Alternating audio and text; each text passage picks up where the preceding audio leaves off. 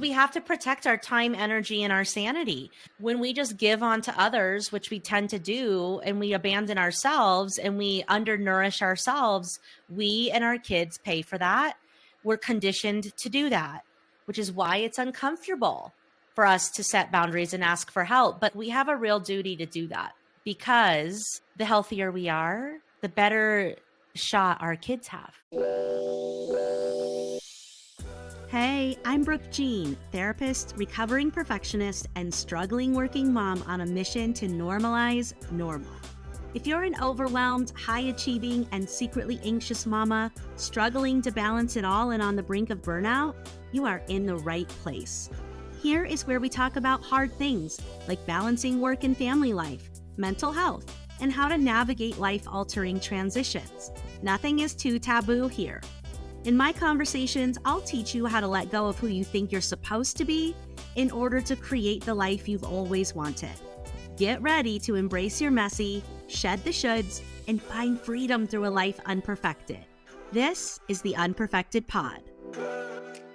Hey mama, welcome back. I'm so glad you're here. On this week's episode of the Unperfected Pod, I got to interview my friend and postpartum coach, Chelsea Barbine. She says that, unpopular opinion, we are forever postpartum. Yes, forever. Inspired by her own journey of becoming a mama, founder of CORE Care Cultivate, Chelsea Barbine is on a mission to support expecting mamas with preparing for their fourth trimester so that they can best care for their little ones without sacrificing their sleep, sanity, or self-identity. I absolutely love this conversation with Chelsea. This is for the mamas with younger kids. This is for the mamas who are pregnant and planning for their first baby or second baby. I wish I would have had the tools and the conversation that we had on this podcast back when I was pregnant and planning for postpartum. Postpartum is this really precious time, but we talk about where it goes so much further. So a couple of the things that really stood out in this conversation that I absolutely adored were, number one, that we need to shed the should have bounce back. Shed the bounce back culture altogether. What are we bouncing back to? What are we bouncing back for? No, we are forever changed and embarking on this metamorphosis that is having children. And that birthing our children or having our children is an opportunity to rebirth ourselves. We also talk about reconnecting to our evolved version of ourselves and how we grow with motherhood, with spiritual development, with professional development, all of it. So that's what she means when she says that postpartum is forever. We are forever changed. We are forever becoming. We are forever evolving in this unique, special phenomenon called motherhood. We also talk about how our children are an invitation to witness miracles all around us. And we talk about the importance of slowing down and giving yourself a ton of grace so that you can be present, so that you can capture a moment here and a moment here, even in the mess, even in the chaos. And then we talk about the 4 key elements to postpartum. The 4 things that if you hire Chelsea as a coach, she has you setting boundaries upon, asking for help, planning out, setting it all up so that when you come home with baby, you really have a healing, nourishing, and nurturing cocoon to kickstart that postpartum era that is going to last forever more. So you do not want to miss this conversation. I absolutely adore the work that Chelsea is doing. I think the more support for mamas, the better the world is going to be. So enjoy. Welcome back to the Unperfected Pod, where we normalize normal and find freedom through a life unperfected. Welcome back, you guys. I am so excited to have this conversation with the beautiful, the postpartum queen, Chelsea Barbine. Welcome to the show, girlfriend. Thank you. I'm honored to be here. Yeah, you had me on your podcast. I did. Why does that feel like forever ago? Even though, was that a couple months ago? Like it feels like it was forever ago. Okay. Parenting time is weird. Like it goes really fast and really slow. I don't know how to describe it. What's your experience of time as it relates to motherhood now that you're in the game? Absolutely.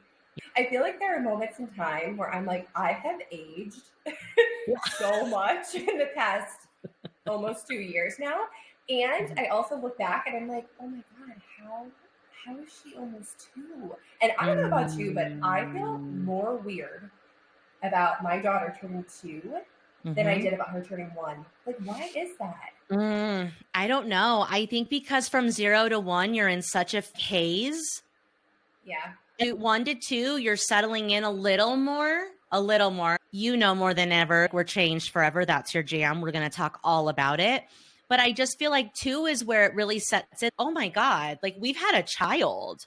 And now it's a human, running around, getting into things. Like, how did this happen? And we've kept the baby alive. I'm so impressed with us. Snaps all around. Snaps all around.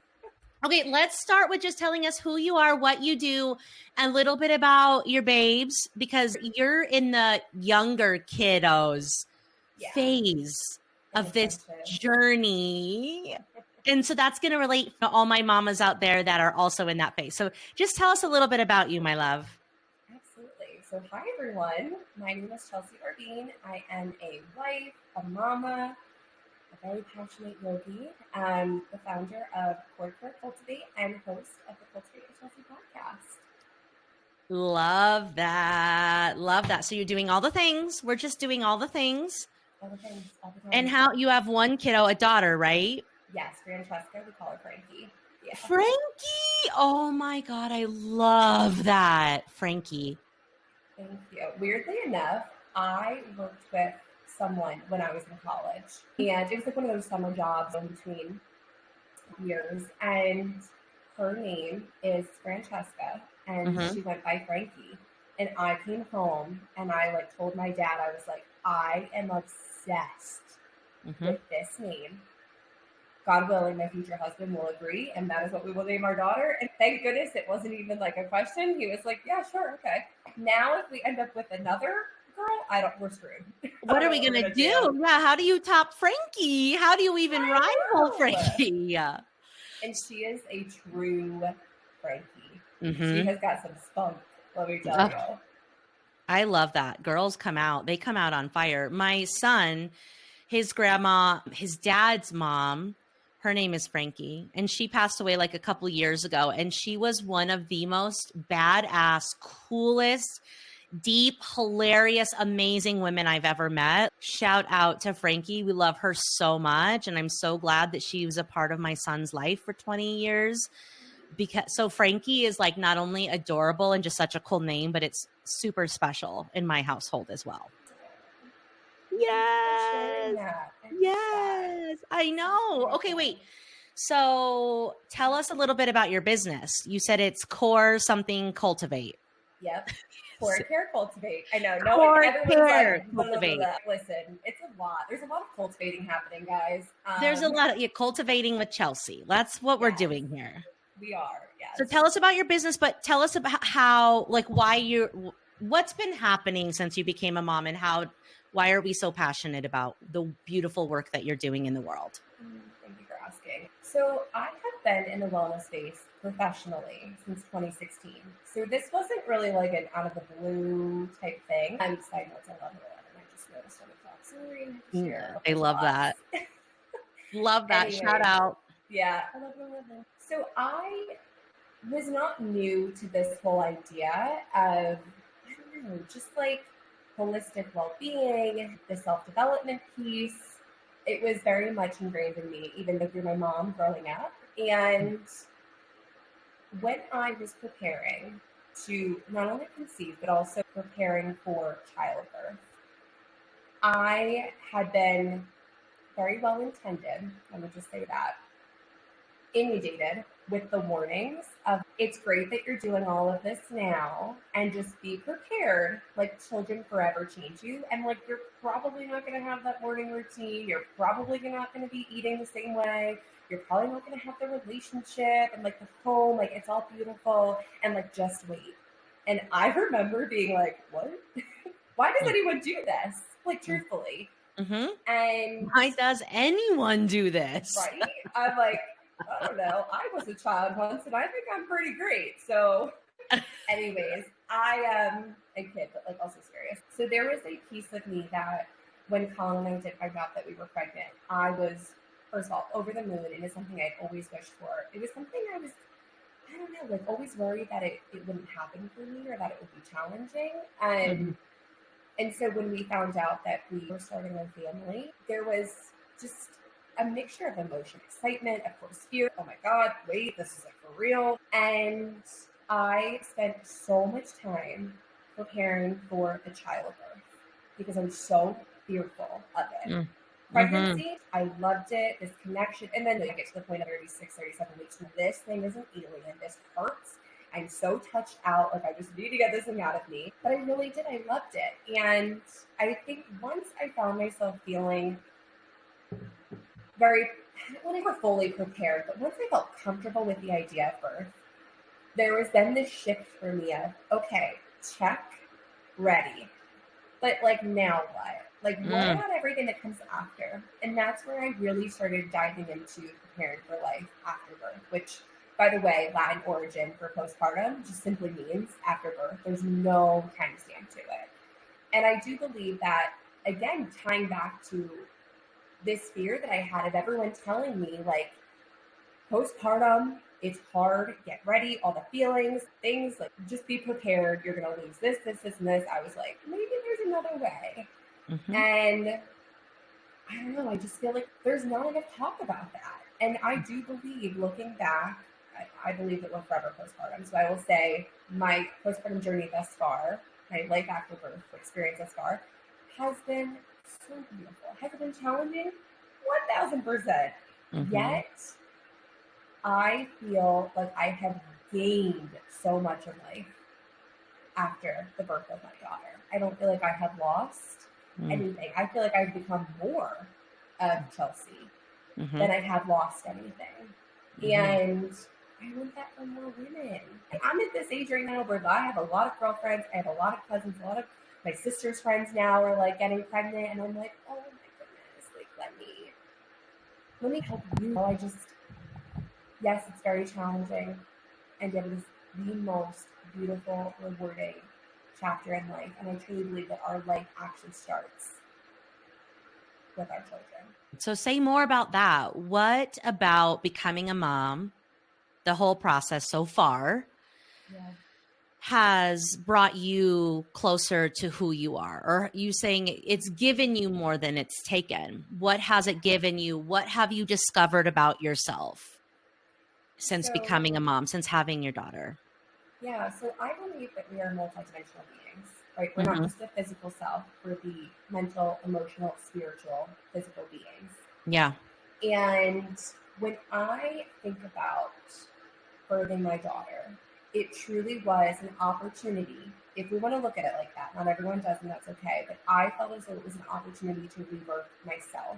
And not necessarily, quote unquote, heal, right? But it was an opportunity to reconnect to this evolved version of me. And I think there's this piece of our children are an invitation to allow us to actually take witness to life and the miracles around us if we allow ourselves to slow down and to truly witness it through their eyes. I mean, you guys, something as simple as like the garage door opening. Okay, like I put it up. Like, it's something I gotta do. I gotta do it to get the car out. It's gonna be loud. You know, I look at it as, is it gonna wake her up if she's sleeping? We walked outside to go do bubbles. Another thing, bubbles, huge hit at this age. The garage door opens. Whoa! Oh my gosh! We walk into a store. The doors automatically open. But like, I did that. Like, she just thinks that it's so amazing, and I'm like, oh, thank God they have automated doors. Cool. You know what I mean? Like, I can just keep on moving. And I don't know. It's just, it truly is. Is it hard sometimes to slow down? Absolutely. There are times that I'm like, oh my God, just let me pick you up without having a tantrum so we can get up the steps faster. Like, we gotta go. And when I accept the invitation to slow down, it always brings a sense of magic. I don't know. the world around me has taken on a different sentiment. You really Mm-hmm. think about what you value, what it means to be a quote unquote good person, or how to treat people when you're thinking about teaching your children. And maybe Mm-hmm. not so much from a younger age, right? There, let's be real, sometimes it's like they sleep, they eat, and they poop, repeat, and they Yeah. cry. Add that in there too. Sometimes it's a spit up. But it's once they get to that toddler age, right now my daughter's in this exploration phase, truly, which has been, I think this is why, as I'm talking through, like it's been harder for me to process her turning two. I have quote unquote succeeded in Mm-hmm. that attachment phase with her from 0 to 1.5 to 18 months. Now she's in this phase until she's 3, where it's all about the exploration, and she's trying to create that difference. She's noticing the separation that she is her own person out aside from me and my husband, right? But through that, it's just what an opportunity it is to watch her explore and to Mm-hmm. interact with things. I don't know. Mm-hmm. It's a lot. And it's also amazing. Like right now, this is my only day of the week that I'm not with her between the hours of 9 to 5. Guys, I freaking miss her. You know how many times I'm going to look at my phone in between meetings today? That's so true. Crazy. Like you can't wait to like have a moment to breathe and wipe your own butt and work. And then you do, and you're like for 15 minutes, and then you're like, where's my daughter? Where's, oh, you miss them. I Yeah. experienced that too. But I think in order to really capture the essence that you're describing around the miracles and the discovery, you have to slow down and be present, which is such a hard thing for a busy mom to do. So, what are some ways in which you remember to remember, or that you slow down to capture that? Because I know for me, at least in the first, gosh, I don't even remember. It's all such a like hazy. I would have moments that I would capture, but I feel like in the first couple of years, it was just like a little bit of chaos. So, like, from one feeding to the next, from one thing to the next, and you're just trying to keep them safe and happy. And yes, you'll have a moment where you're tickling them and they're belly laughing, and you're like, oh my God, my heart's gonna fucking explode because you're so precious. But looking back, I wish I would have had the tools that I have now to be more present and to slow down. But when you're in the let's just survive, sometimes it's easy to forget. So, what are some ways that you keep that as your intention to slow down so you can capture that magic? Thank you for asking. I think it all starts, honestly, well, as soon as possible. It's not like this switch that happens after the baby's born. It's not. If anything, to your point, it is so much harder to instill those practices. Mm. And that's why I'm so passionate about reaching those expecting moms in that window of mid to end of second trimester, early third, so then they can prepare and they can set the foundation for the slowing down. I think it's key to the fourth trimester, right? Those like 12 weeks, 13 weeks following birth. Truly, it's a sacred window. It Mm-hmm. is. It's that time where we, again, if we accept the invitation to slow down, that is pivotal Mm-hmm. in the rest of the postpartum journey, I do believe. Birth is very important. I think how a woman, not necessarily how it goes, how the birth unfolds, it's how the woman feels about it unfolding, Mm. plays a huge role into all of that. But it's starting sooner rather than later. It's having these systems in place to encourage us to quote unquote allow us to slow down in a society where we're constantly bombarded with this idea of bouncing back to our physical health, to our routines, to our intimacy, to our job. Like it is a lot of pressure coming at us, telling us, Mm-hmm. you can handle it all, mama. You keep going. You want to prove that you're a good mom? You keep taking on, take on. And it's no, we need a moment. And this is why I believe it's so important to do it from the very start. Mm-hmm. It's that invitation to like, if you've never been one to like actually slow down, perhaps again, this rebirth of yourself is just one little step to slow down. Just one little step. And I think the biggest piece I would say is having the plan in place to get ahead of the work or like setting your team. I think like we have the birth team, have a postpartum support team. Mm-hmm. to help you so you can release and delegate things off your list so you have the time to slow down. You feel like comfortable. You feel worthy, like you can slow down in the sense of, oh, I don't have to worry about it because it's already handled. Someone else has already got it. So a big piece, I think, I'll say, I have 4 non-negotiables when it comes to life after birth. It's your nourishment, your sleep. Some people are going to be laughing when they hear that. They're like, Chelsea, you have a baby. Yes, I do. It's not the quantity, it is the quality of our sleep. Have that schedule for you. We have a baby schedule. Let's set the schedule for mama. It is our home environment. What we look at, what we feel, what we hear, what we smell, so deeply influences how we feel. So if we can cultivate a space that is supportive to slow down, whew, wonders. And then again, having that support, having those conversations ahead of time, and having the guidance to confidently and clearly ask for what you need versus other people telling you what you need. Have those conversations ahead of time. Set the boundaries. People know what they're going to be helping you with.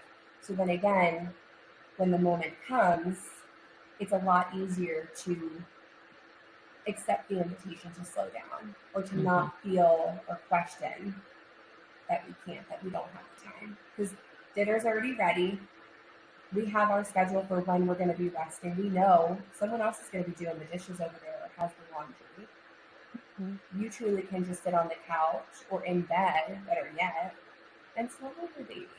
Because guess what? As you and I both know, we look back and it's, oh my gosh, how it feels like just yesterday, and yet ages ago. Yeah. And again, those felt like the longest days of my life, and yet it flew by way too fast. That's exactly how it goes. And I do, going back to what you were saying around bounce back culture, that is a should we need to shed collectively as mothers. There is no bounce back. No. I like what you're saying, which is go slow. I really struggled to go slow because I'm driven. I had anxiety. It was like hard to just be in bed all the time nursing a baby. Like I would get bored, I would get agitated. But I do think when you go into it with the mindset of this is my time to rest, there's nothing that needs to be done. Now is not when I'm moving the business forward. I'm pausing the business. You have the support in place. Let yourself do that. Let yourself be. But I also think that moms get stuck with, we struggle to ask for the help that we need. And I love what you're suggesting, which is like line it up in your pregnancy.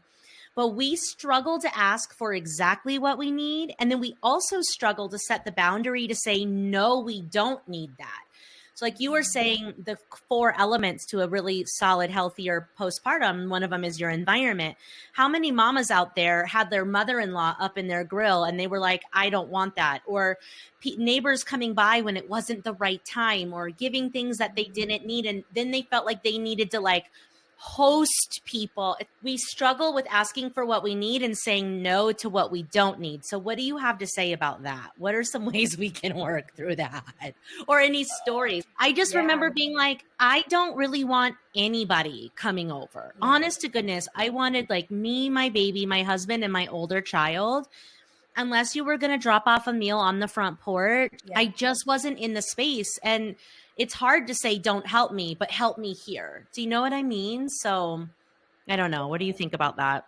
Oh my God, I have so many thoughts and lots of stories, let me tell you. Yeah, we love stories, right? Thing. Yeah. So here's the thing I just want to share. Yeah. What I love, first of all, I love what I do. I love that I support moms, expecting moms. It's, oh my God, the fact that I get to talk with other moms about just motherhood and also a lot of things outside of motherhood as a job, thank you. Go off. It's so fun. And on top of that, I love that others, whether they're further on in their postpartum journey or they are spouses or family members, just random people, I love that they want to help new moms. Like, that's the thing. I think so many people out there want to support. Do you think about someone like in my neighborhood when neighbors of ours had a little one that was like, oh my God, Colin, is it for you to like offer to take over like dinner? We don't really know them, but you just want to help. You've been there. And to your point specifically, even though your children are older, you can tap back into that so quickly. It's like it was yesterday. Mm-hmm. So I will say I love that. And people want to help in a way that is actually helpful, but they can't do that unless they know what that is, what that looks like. And I think it's uncomfortable because, again, we're in it, especially as driven, like overachieving, I will say, recovering. There's no recovery here, guys. Perfectionist like myself. I very much relate with We're your on the audience. journey. We're on the recovery journey of It's a long overachieving and journey. perfectionism. Yes. It can be a lot to ask for help if there is an association with asking for help, as if I can't do something. That's exactly it. But that's not what we're saying when we ask for help. Especially if we're like, this is exactly the help that I want. If I know how to do it, I can do it. I'm just asking for someone else to do it, so then I don't have to worry about it. Mm-hmm. And I think actually in my Nested and Nourished self-paced course, I have prompts for women to specifically practice, like before the baby comes, right? To like delegate here and there, like little things, and to keep them more confident and clear in asking for what they need with like micro requests. So then when the baby does come, it's not like this, oh my God, I've never asked for help before. And now I'm feeling needy to my husband. You know what I mean? Mm-hmm. As far as, so that's what I would say, start little, Mm-hmm. right? Just, I'm like trying to think of like something that my husband sometimes knows what I need before I even need it. This part is hard for me because we've been in this for a while now. Yeah. But I would say something as simple as the phase we're in right now. Hey, do you mind taking the bath, doing bath time tonight? I just need a minute. I need to hop in the shower myself to clear off the day. Mm-hmm. Something like that. Again, it needs to get done. I'm sure something will kind of come to me. But as far as the setting of boundaries go, here's an example. My mom, so I grew up in Michigan. My mom lives in Michigan still. And it's not the furthest of a commute. It's like a 9-hour in the car. Easily, you can hop on a flight too.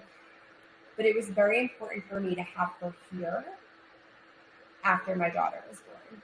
Because even though I was comfortable asking my husband for support, we have a dog. We have other things. I wanted him to be able to go to the gym when he wanted to take time for himself. We had those conversations up front. What were his non-negotiables that he needed? And there was something about it for me of if I was going to ask anyone, I would want it to be my mom. Mm-hmm. And I remember that was a feat for her. She was still working at the time. She has a daughter in high school. If my youngest sister is in high school, there was a whole dynamic of leaving that, feeling like she was leaving one daughter to come to another. It was a lot. And I remember just telling her, like, Mom, I need this. I know it's going to take a lot for you. Mm-hmm. And I really need you here, and this is why. And let me tell you, she better be ready. God willing, baby number 2, because she's going to be here even longer next time. I'm like going to need all the help with the toddler and the baby. Yeah. But there was a piece of that where I remember, as far as the visitor side goes, my stepdad and my youngest sister drove out then to come pick her up and take her up. She took a one-way flight, and I think she was preparing not to leave right away, But they came out together, and my journey breastfeeding Frankie resulted in exclusively pumping due to concerns about leaking and things like that. And there was one point where I needed to pump, and this is when my stepdad had already gotten in. And I was like, all right, guys, I'm not leaving the room. Gotta pump. And I was like, can you go on the deck? Can you go downstairs? And you're like, past a comment. And I'm like, ugh, I need to go outside. And I was like, oh, no, you didn't. Oh, no, you didn't. I was like, yep. And I looked over at my mom, and she was like, okay, yep, everyone, let's go. And I was like, mind you, was he kidding? Of course. Was he serious? Yes. He was like, what's the point? And I'm like, no, this is my home. I'm deciding that I'm only taking the steps once a day. So I am down here on the main floor. This is the first time you're going to have to step out of the room. Sorry. Yeah. Sorry, not sorry. Hours, right? Yeah. And P.S. Do you want to pump? Right. Nobody has it harder than the mom that's pumping. Okay. And mind you, I also was maybe 5 days postpartum, and wow. southern region was so freaking sore. I'm like, I'm not even comfortable pumping where I'm pumping right now. And I'm not going to be even more uncomfortable to do this. So you can step out. And I remember, like, there was a point in time where I looked at my mom during the trip and I was like, Mom, we told you ahead of time we are not entertaining. This is not an entertaining trip. People decided to come out, fine. We're more than happy. We're so excited that you want to meet the baby. Yes, and we're not going out to dinner. We're not doing this. We're not like, this was not that type of trip. And like, I had words with him too, and it was all fine. The rest of it, but again, had I not have at least spoken up to my mom or like then had a conversation with him after, be like, listen, I understand, and we were warned. But again, we had the conversation up front. It's not like it came out of the blue. It was very much like, this is what you're signing up for. And I think it's hard, and being realistic, it's hard to know what you're going to need after birth. You know what I mean? Yeah, especially your first time doing it. Yes. And it's just, so I would say have the most uncomfortable conversation of, I don't know what I'm going to need, but it could range from this to this. And I don't know, I kind of go back to, this is like my thing for everything in life, really, but this is my life, and I'm going to make the choices in my life. And if I allow others to influence them, that's my choice, right? If I don't, that's my choice. And the same thing goes for everyone else in this world. So it's like when people come and they're like disappointed and they're like, oh, I did this because of so-and-so, that was your choice. So like, dynamic speaking from different generations, those listening, if you feel like you're having these uncomfortable conversations with parents, with in-laws, whomever, aunts, grandparents, I offer that invitation for you to remember that they have had the chance to live their life. They're living their life in what feels most comfortable and fulfilling and aligned for them, as are you. And if they chose to make certain decisions because of other people, that was their choice at the end of the day. And you have the same choice yourself to either do something for someone else or do something for yourself. And I will say, if doing something simply for someone else is the choice you go, know that you are at risk of disappointing yourself and them anyways. That's what I will say. Totally. Does Yeah. that make sense? I'm like, I was saying a lot of blah, blah, blah, blah, but yes. Yeah, absolutely. And I think what it all boils down to is like, because what you're saying is so true. I think a lot of us don't know exactly what we need, which is why we need to, if we're going to enlist help, enlist people that you feel comfortable. Like for you, it was your mom. I think for a lot of us, it's our moms. Who is the most comfortable person to say the truth? To say yes or no, or I need help, or get them the fuck out of the room, or whatever. Don't bring in somebody that you're afraid to speak up to, like your mother-in-law or your sister-in-law, or if you have, you know what I mean? Like if you don't want to put someone out or whatever, like know yourself enough to know, like, who do I feel comfortable speaking the truth to and asking for what I need? That's who I want in my circle. Anybody outside of that I feel uncomfortable with, or I feel indebted to, or I feel bombarded by, those are not the people you want in your corner during such precious time. But I feel like a lot of times, especially at those bigger families, it's just like everybody comes in and wants to help and wants to hold the baby. And then the mom ends up like entertaining and making sure all the people in the house are feeling okay and fed and whatever. One of the things that I love to say if I'm asking for help to my partner or anyone is like, what I need is to not make the decision. So what I need is to not make the decision of what we're eating tonight. What I need is to not make the decision of what we're doing for Easter. What I need is to not make the decision what goes in the Easter basket for Easter. What I need is, sure, we can get our families together so the kids can play, but I'm not coordinating it. You know, it's just like, I think one of the things that I tend to do is step up as a leader and make decisions and coordinate things and arrange things. And then people get lazy and they lean on you to always be the person to do that. They'll even let you do it in your like your early postpartum. So that's a boundary that I love to set, is your girl is not making decisions. So if you all want to come over, okay, I'm not making any decisions beyond that. And my husband will know, okay, well, then I'm going to figure out this, or I'm going to coordinate the rides, or I'm going to whatever. But I just want to offer that as something that has created so much space in my life around. I just don't want to coordinate. I don't want to make the decision. That's wonderful. And I used to feel bad saying that, but I don't anymore.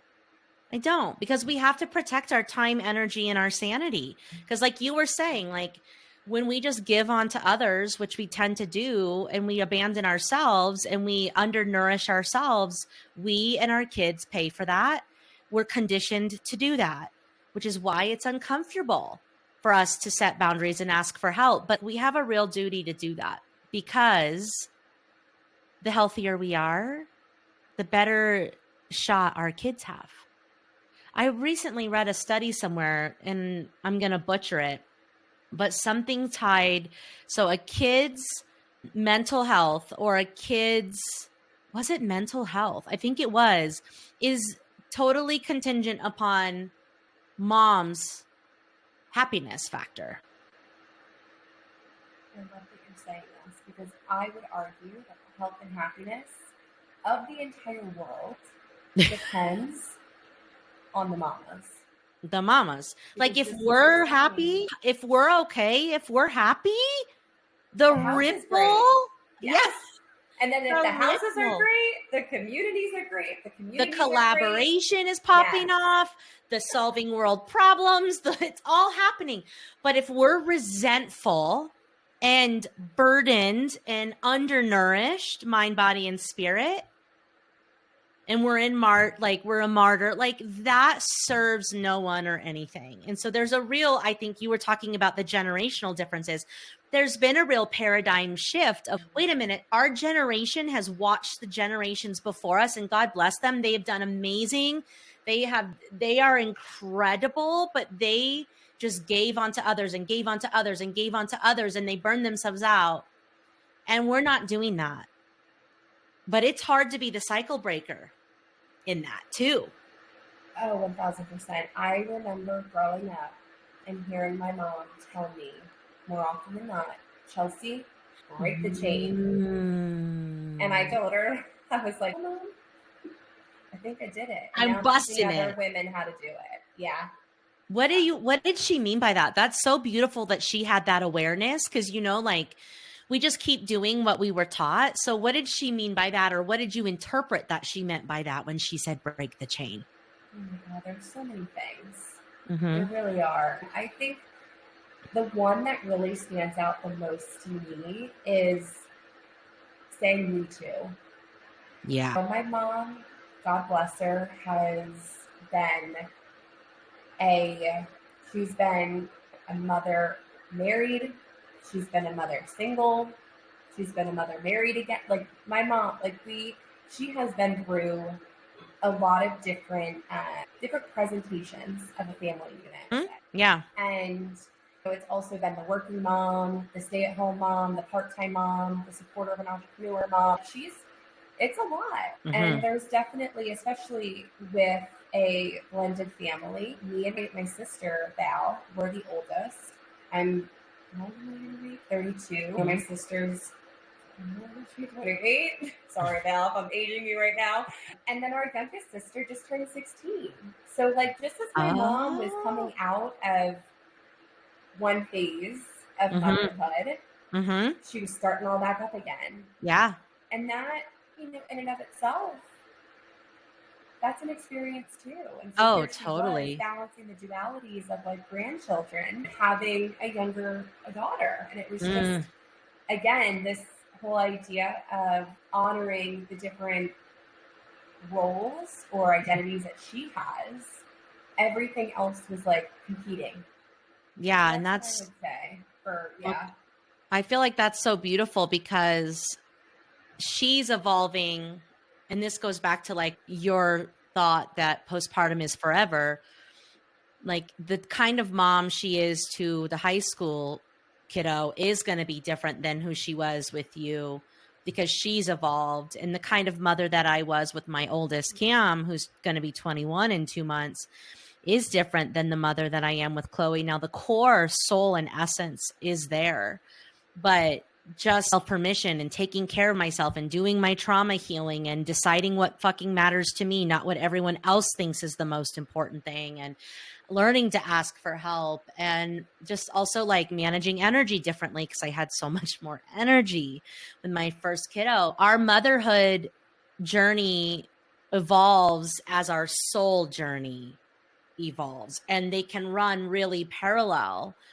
And I agree with you that like becoming a mother is one of our most important, if not the most important, soul evolution assignments that we'll ever have. Like, I didn't know how badass I was until I had my son. I didn't know the source of strength I had. I didn't know the level of resilience. I didn't know the nurturing side of me. I didn't know any of that until I had these babies, and then it mirrored for me a whole, those are parts and pieces. But when you say, what do you mean when you say we're always postpartum and it changes us for the good haul? Say more about what you mean about that. First of all, I just want to say how fucking beautiful that is. Mm-hmm. And like hearing all of that, for those out there who are expecting, why the hell would you want to bounce back? Yeah. This is what you have. Like, oh, yeah. sorry. Okay. So when I had Camden in college, bouncing back to drinking and drugging and going to shows and going nowhere fast, and abusing my body and putting up with shitty relationships, that was like unconscious soul surviving that woke up when she got pregnant and had a baby. So there is no bouncing back to that. And honestly, if I wouldn't have had a baby, who knows where I was headed? It wasn't anywhere healthy and positive. So absolutely bounce back. No, not for this queen. Not for this one. Highly unrecommended. Here's the thing. Mind you, I have one. So how will I feel again with another? We can do a follow-up and share with everyone the transition. Yeah. But I don't think that your experience of flowing forward, we'll say, is unique in the sense of, not to say like you're not unique, because you are very unique. Yeah, no, but I hear what you're saying. I totally get what you're saying. But like after having your children, there's no way that a woman could think, feel, or act the same way that she did before having her child. And I will tell you again, mind you, I'm a year and a half in, a little over, but like in conversations that I have with you, with other moms, my own mom, like you never stop thinking about your children, even if they're adult children. My mom would tell me the worry gets even grander because you love more as their families grow, and then you have grandchildren, and it's just, it continues and it continues. I don't know whether like now she's worried about my sister 16 and driving. Do you think my mom is sleeping until she gets home? No, right that is to, like, such a stressful moment. Right? 16 is probably the most stressful, I would say. Okay, so then like it takes you back to those early weeks of like you're not getting that quality sleep because you're worried, oh my God, is the baby okay? Are they still breathing? Do they need? Are they gaining weight? That is the most stressful 3 days of your life too. God, that and 16, those are two hot pockets. I still worry about my daughter. Is she gaining enough weight? Me too. Me too. My daughter doesn't eat anything. I'm like, how do I get you? I know. Yeah. It never ends. Yeah. And I don't know. I just feel like the longer that we push off this idea to slow down and to reconnect with ourselves, to find those care habits to best support us, to then ultimately cultivate this postpartum, AKA life after birth, life that we desire, the longer we suffer. And we're going to compromise the sleep, the sanity, the self-identity. Think about how much easier it would be for a mom as her children are going off into the world, right? Going to college, getting married, starting her own family.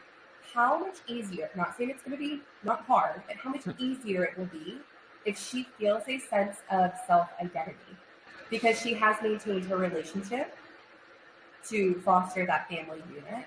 right? Mm-hmm. She's also found communities that light her up outside of motherhood, finding Mm-hmm. those hobbies that support her. And she's also aligned to her purpose, Mm-hmm. whatever that may be. Maybe it is hustling through the corporate CEO, like maybe it's starting her own business, maybe it's volunteering or doing that. Like it could be anything, Mm-hmm. right? Mm-hmm. But how much easier those different milestones and really observing our children's growth if we grow alongside with them. Mm-hmm. But in order to do that, in order No, to go do ahead. that, I feel like we have to prioritize the reconnection Mm-hmm. to ourselves, or even just the connection to this new version of ourselves. Yes, this new version. I love that. It's so true. It's like moms lose sight of who they were before they became married or had children, or even sometimes we over identify with our careers as well. We forget what makes the inner child happy. We forget what our true passions are that we used to just love, dressing up or playing outside games. Like we get really disconnected, which means we get disconnected from our joy. And going full circle to what we were saying is like a mother who experiences joy, there's this ripple of goodness that happens in her children's development. That if we're disconnected from our own pleasure center, from our own play center, from our self-awareness of who we are, how joyous can we be? And so that's why we have to prioritize joy. And that's another thing you got to put in your freaking postpartum plan and decide it when you're pregnant, because when you're running on no sleep, it's hard to even imagine joy. And when we talk about joy, that can look different at different stages of postpartum as well. Like it might just be in little pockets of one moment when your baby's a newborn that then grows and expands to 10 minutes, then 20, then 30, then a half day. So you have to work with what you got. But I think when we lose sight of who we are, we disconnect from that joy, and that doesn't do anybody any good. The more joyous we are, the more magnetic we are, the more heart-led we are, the closer we get to the people that we love, the better at business we are. The list goes on and on. But it's really easy to get disconnected and to get lost in the shoulds after having a baby. Like, I should be this kind of person. I should be this kind of mom. I should be doing this in their classroom. I should be doing this with my husband. And it's no, guys, just like we're going to shed bounce back culture. What is it that lights your soul on fire? What is it that brings you joy? Invite those in baby doses and have a plan, is what I really hear Chelsea saying loud and clear, is write out your plan while you're pregnant. So that way it's easier for you to follow through to make sure you do have a dab of joy in your life after the baby is here. And we are forever changed. I totally agree with that. I don't think I would be the same Brooke Jean if I wasn't a mother. I don't even like, a mother is like, I just believe I was born to be a cycle breaker and to raise children as a woman who says, fuck the system. Okay, let's wrap us up because I want to be mindful and respectful of your time. And this has been so amazing. If there was one parting words of wisdom or piece of advice that you could leave our mamas with that you think will help them have a healthier and happier life after birth. I love that you say it that way. I think I'm going to start saying it that way. What would you leave them with today? Gosh, just one thing. I think I I know just it's so want hard. to. It's so hard. Is there an umbrella thing? I feel like I've shared my mic drop almost pieces throughout, but there's this little piece for those who are still like, I don't know, Chelsea, like I still don't get it. What do you mean by all this with the birth and postpartum? I will share an analogy that I use to really hit home on this.